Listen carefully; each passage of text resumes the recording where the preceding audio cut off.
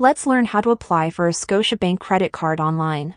So welcome back to another app tutor video, guys. In this quick video, we walk you through the straightforward process of applying for a Scotiabank credit card from the comfort of your own home. Whether you're new to credit cards or looking to upgrade your existing one, we've got you covered. The first step that we will do is to go over to the Scotiabank's official website. We'll open our web browser and then type Scotiabank.com.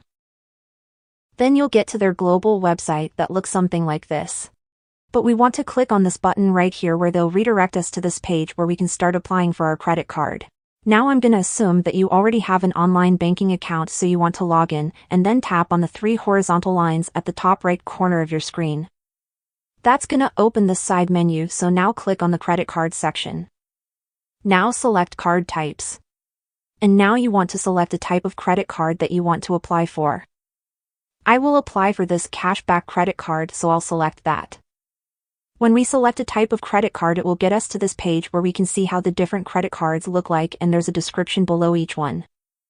What we will do is to click on the View More Card Details button, and then we'll continue to the next step. Tap on this Apply Now option, and then if you already have an online banking account, make sure you log into that account.